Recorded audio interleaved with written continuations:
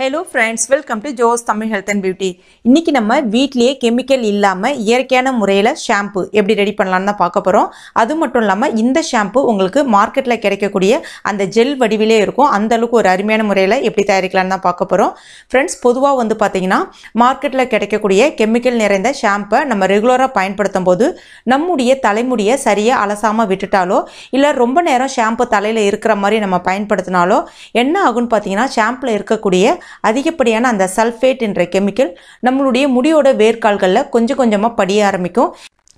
இதனால தலையில அதிகப்படியான பொடுகுகள் சேர ஆரம்பிக்கும்.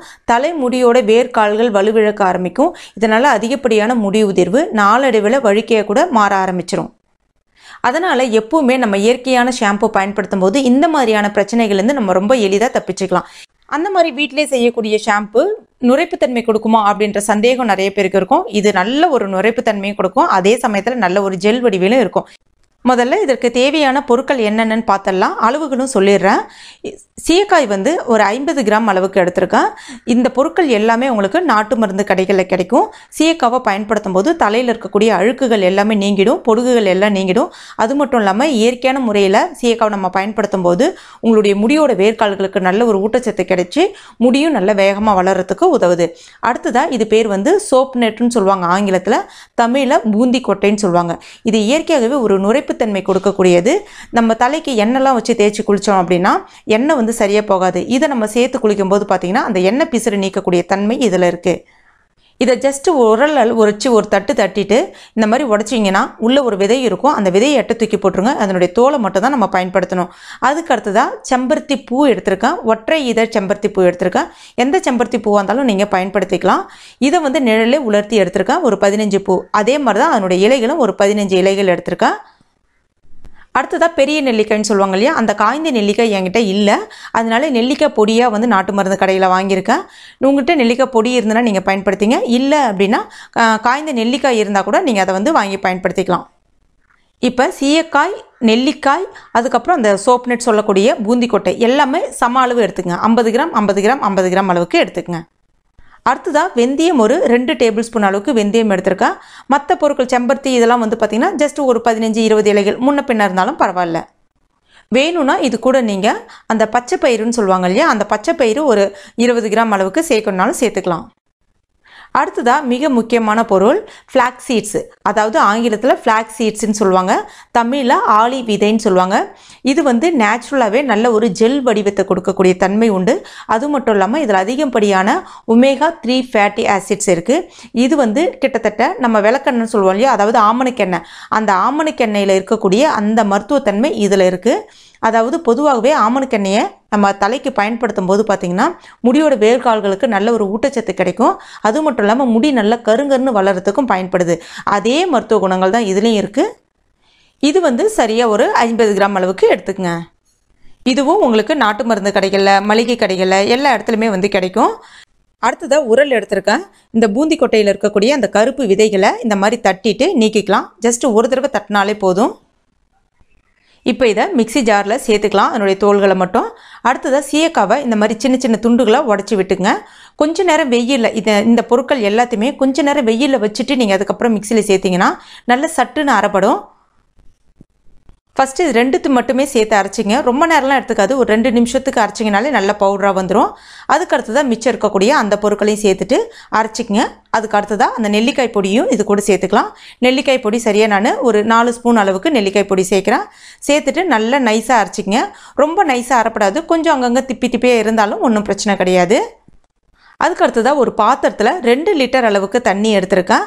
தண்ணி வந்து உப்பு தண்ணியாக இருக்கக்கூடாது, மினரல் வாட்டர் நம்ம குடிக்கிறதுக்கு பயன்படுத்துகிறோம் இல்லையா, அந்த தண்ணியாக இருக்கணும். அப்போ தான் உங்களுக்கு நுரைப்புத்தன்மை கிடைக்கும். இப்போ இந்த தண்ணி வந்து கொஞ்சம் சூடாக ஆரம்பித்த பிறகு நம்ம அரைச்சி வச்சுருக்க அந்த பவுடரை சேர்த்துக்குங்க. ஸ்டவ் வந்து நல்லா ஹை ஃப்ளேம்லேயே வச்சுக்கோங்க. உங்களுக்கு சரியாக ஒரு 3 நிமிஷத்தில் கொதி வர ஆரம்பிக்கும். இப்போ பாருங்கள், போட்டோன்னே எந்த அளவுக்கு நுரைப்புத்தன்மை வர ஆரம்பிக்குதுன்னு சொல்லிட்டு.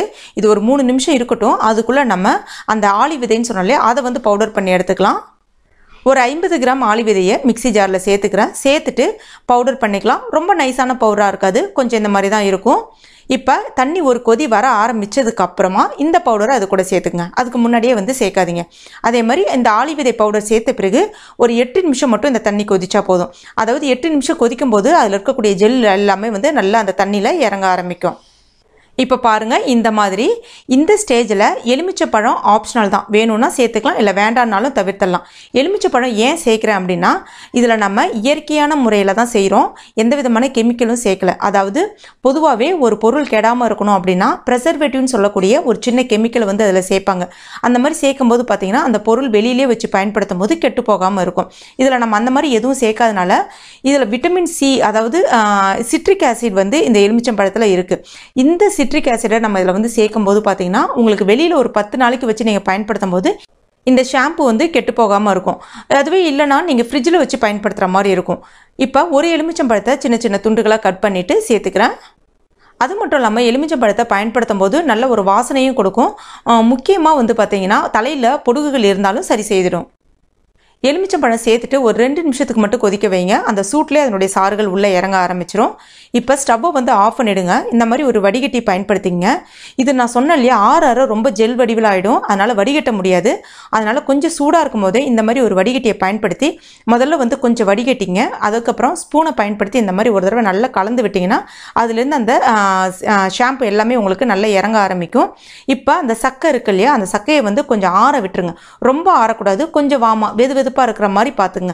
ரொம்ப ஆறிடுச்சுன்னா கண்டிப்பாக அதுலேருந்து நம்மளுக்கு ஜெல் வந்து வெளிப்படாது. இப்போ பார்த்தீங்கன்னா கொஞ்சம் இது வெது வெதுப்பாக இருக்குது, ரொம்ப ஆறில்ல. இப்போ பாருங்கள் எந்த அளவுக்கு கெட்டியாக மாறிடுச்சு பாருங்கள். அதுக்கு அடுத்தது அதே மாதிரி அந்த ஃபில்டர் மேலே ஒரு சின்ன துணி ஒன்று போட்டுங்க. அந்த துணி வந்து கொஞ்சம் நெட்டட் ஷாலாக இருந்தால் பரவாயில்ல, அப்போ தான் ஈஸியாக வடிகட்ட வரும். சாதாரண துணியாக இருந்தால் உங்களுக்கு வடிகட்டுறது ரொம்ப கஷ்டமாயிடும். இல்லைனா ரொம்ப மெலுசு துணியாக பார்த்து சேர்த்துக்குங்க. இப்போ இதை அதில் சேர்த்துட்டு நல்லா அழுத்தி பிழிங்க. எந்த அளவுக்கு நீங்கள் நல்லா அழுத்தி பிழிகிறீங்களோ அப்போ தான் உங்களுக்கு அதுலேருந்து அந்த ஜெல் எல்லாமே வர ஆரம்பிக்கும். இப்போ பாருங்கள் எந்த மாதிரி ஜெல் நல்லா வருது பாருங்கள். ஒரு தடவை நல்லா கலந்து விட்டுக்குங்க. இப்போ இது நல்லா ஆறட்டும். ஆற தான் ஒரு 2 நாள் கழித்து பார்த்திங்கன்னா நல்ல ஜெல் வடிவில் மாற ஆரம்பிச்சிரும். இப்போ பாருங்கள் நல்லா ஆறிடுச்சு. எந்த அளவுக்கு உங்களுக்கு கொஞ்சம் நல்ல க்ரீமியாக இருக்குது பாருங்கள், சூப்பராக இருக்குது பாருங்கள். இதை நீங்கள் ஒரு ஏர்டைட் கண்டெய்னரில் கண்ணாடி பாட்டிலில் ஸ்டோர் பண்ணிக்கலாம், இல்லைனா ஒரு பிளாஸ்டிக் ஏர்டைட் கண்டெய்னரில் ஸ்டோர் பண்ணிக்கலாம். வெளியிலே ஒரு 10 நாளைக்கு வரைக்கும் வச்சு பயன்படுத்திக்கலாம். ஃப்ரிட்ஜில் வைக்க போகிறீங்கன்னா 30 நாளைக்கு வரைக்கும் வச்சு பயன்படுத்தலாம். உங்ககிட்ட ஃப்ரிட்ஜ் இல்லை வெளியிலே இந்த மாதிரி வச்சு உங்களால் பயன்படுத்த முடியாது அப்படின்னா இப்போ பாருங்கள், நான் பவுடராக கொஞ்சமாக எடுத்து வச்சுருக்கேன். அதாவது இந்த ரெடி பண்ணணும் இல்லையா, அதுலேருந்து கொஞ்சமாக பவுடராக எடுத்து வச்சுருக்கேன். இதை வந்து சாதம் வடித்த அந்த தண்ணீர் இருக்கு இல்லையா, அது கூட மிக்ஸ் பண்ணி பயன்படுத்தலாம், இல்லைனா தயிரோடு மிக்ஸ் பண்ணி பயன்படுத்தலாம், இல்லைனா ஃப்ரெஷ்ஷான கற்றாழை ஜெல் உங்ககிட்ட இருக்குது அப்படின்னா அந்த கற்றாழை மடலோடு இதை நீங்கள் சேர்த்து பயன்படுத்திக்கலாம். ரொம்ப அருமையான ரிசல்ட் கிடைக்கும். பவுடராக ரெடி பண்ணிவிட்டு நீங்கள் வேணும்னா இதை கலந்துட்டு ஒரு 1/2 மணி நேரம் அதை அப்படியே வச்சுட்டு அதுக்கப்புறம் தலைக்கு தேய்ச்சி நீங்கள் குளிச்சிடலாம். ரொம்ப அருமையான ரிசல்ட் கிடைக்கும். இப்போ பாருங்கள், நான் கொஞ்சமாக, இது ஃபஸ்ட்டு டே தான் கொஞ்சம் தண்ணியாக இருக்கிற மாதிரி இருக்குது. இது நீங்கள் 2ஆவது நாள் 3ஆவது நாள் பார்த்தீங்கன்னா நல்ல ஜெல் வடிவில் இருக்கும். ஜஸ்ட்டு கொஞ்சமாக தண்ணி விட்டுட்டு இந்த மாதிரி நல்லா கொஞ்சம் தேய்ச்சிங்கனாலே போதும். எந்த அளவுக்கு நுரை வருது பாருங்கள். ரொம்ப, அதாவது நீங்கள் ஷாம்புலாம் போட்டிங்கன்னா ரொம்ப நுரை வரும், அந்த அளவுக்குலாம் நுரை வராது. ஏன்னா இதில் நம்ம கெமிக்கல் பயன்படுத்தலை. ஓரளவுக்கு நுரை வரும், ஆனால் அதே சமயத்தில் தலையில் இருக்கக்கூடிய அழுக்குகள் எல்லாமே வந்து நீங்கிடும். இதை வந்து நீங்கள் பயன்படுத்தும் போது பார்த்தீங்கன்னா கொஞ்சமாக தண்ணியில் மிக்ஸ் பண்ணிவிட்டு அதுக்கப்புறம் தலைக்கு பயன்படுத்தலாம். அந்த மாதிரி எண்ணெய்லாம் வச்சு குளிக்கிறீங்க அப்படின்னா ஒரு 2 தடவை பயன்படுத்துங்க. ஃபஸ்ட்டு இந்த மாதிரி கொஞ்சமாக எடுத்துகிட்டு தலைக்கு தேய்ச்சி தலையை அலசிடுங்க. அதுக்கப்புறம் மறுபடியும் கொஞ்சமாக எடுத்துகிட்டு தலைக்கு தேய்ச்சிங்க அப்படின்னா நல்ல உங்களுக்கு ஒரு பெட்டரான ரிசல்ட் வந்து கிடைக்கும். எங்களால் இவ்வளோ வேலைலாம் பண்ண முடியாது, இது வந்து நீங்கள் சேல்ஸ் பண்ணுவீங்களா அப்படின்னு கேட்டிங்கன்னா நான் பண்ணலை. என்னுடைய ஃப்ரெண்ட் வந்து இயற்கையான முறையில் அவங்க இந்த மாதிரி செய்து கொடுத்துட்டு இருக்காங்க. இன்னும் நிறைய மூலிகை பொருட்கள்லாம் அதில் கலந்து ரெடி பண்ணி கொடுத்துட்டு இருக்காங்க. அது வந்து வெளியிலே நீங்கள் வச்சு பயன்படுத்த முடியும். இதே மாதிரி தான் அதுவும் ரொம்ப அதிகமான நுரைப்புத்தன்மையெல்லாம் கொடுக்காது, ஆனால் ஹேர் ரொம்பவே ஸ்மூத்தாக ஷைனிங்காக இருக்கும். இப்போ அவங்களால அந்த ப்ராடக்ட்டை வந்து கொடுக்க முடியாது. உங்களுக்கு அந்த ப்ராடக்ட் வேணும் அப்படின்னா கண்டிப்பாக அது ரிகார்டிங்கான ஒரு வீடியோ போடுறேன். நீங்கள் கமெண்ட்டில் எஸ்ன்னு கொடுங்க, கண்டிப்பாக நான் கொடுக்குறேன். ஏன்னா இது வந்து குவாரண்டைன் டைம்ன்றதுனால அவங்களாலையும் வந்து அந்த கொரியர் அந்த மாதிரி பண்ண முடியாது. இல்லை, அது கிடைக்கிற வரைக்கும் நீங்கள் இந்த மெத்தடில் நீங்கள் கூட பயன்படுத்திக்கலாம். ரொம்ப ஹேர் ஸ்மூத்தாக ஷைனிங்காக இருக்கும். முடி கொட்டுறது ஸ்டாப் ஆகிடும். முடியும் நல்ல லென்த்தியாக வளரும்.